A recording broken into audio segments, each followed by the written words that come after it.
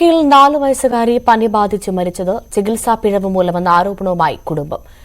കുഴിത്തോട് സ്വദേശിയായ വിഷ്ണു അതുല്യ ദമ്പതികളുടെ ഇളയ മകൾ ആദികയുടെ മരണത്തിലാണ് കുടുംബം പരാതി ഉന്നയിച്ചിരിക്കുന്നത്. സഹകരണ ആശുപത്രിയിൽ നിന്നും അമിത ഡോസിൽ മരുന്ന് നൽകിയതും തുടർ ചികിത്സ നൽകാത്തതുമാണ് മരണത്തിലേക്ക് നയിച്ചതെന്നാണ് ആരോപണം. കഴിഞ്ഞ 14-നാണ് LKG വിദ്യാർത്ഥിയായ ആദിക കട്ടപ്പനയിലെ സ്വകാര്യ ആശുപത്രിയിൽ ചികിത്സയിലിരിക്കെ മരിച്ചത്. 12-ാം തീയതി പനി ബാധിച്ച കുട്ടിയെ ചേറ്റുകുഴിയിലെ സഹകരണ ആശുപത്രിയിൽ എത്തിച്ചിരുന്നു. അവിടെ നിന്നും നൽകിയ മരുന്നുകൾ കുട്ടിക്ക് നൽകിയെങ്കിലും 14-ന് പനി കൂടി.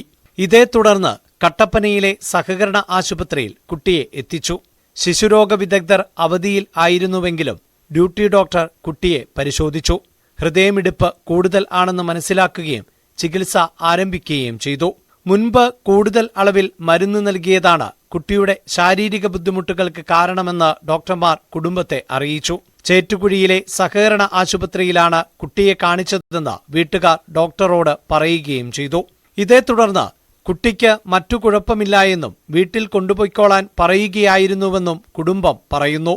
വീട്ടിൽ എത്തി ഏതാനും മണിക്കൂറിനുള്ളിൽ അസുഖം മൂർച്ഛിക്കുകയായിരുന്നു.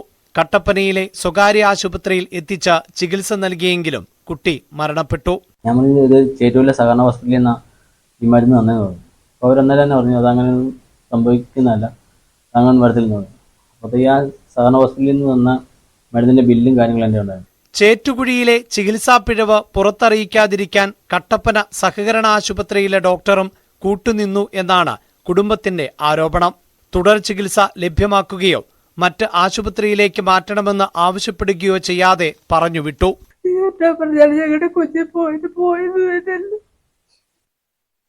ഒരു ഡോക്ടർമാർ ഇങ്ങനെ ചെയ്യുമ്പോൾ മറ്റുള്ളവർക്ക് എന്ത് ചെയ്യാൻ പറ്റും?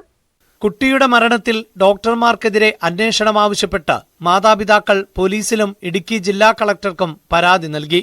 എന്നാൽ ചികിത്സാ പിഴവ് ഉണ്ടായിട്ടില്ലെന്നും കുട്ടിയുടെ ശാരീരിക ബുദ്ധിമുട്ടുകൾ മനസ്സിലാക്കിയതിനാൽ ശിശുരോഗ വിദഗ്ധർ ഉള്ള ആശുപത്രിയിൽ എത്തിച്ച് ഉടൻ ചികിത്സ നൽകണമെന്ന് നിർദ്ദേശിച്ചിരുന്നതായും സഹകരണ ആശുപത്രി അധികൃതർ വ്യക്തമാക്കി. ന്യൂസ് 18 ഇടുക്കി.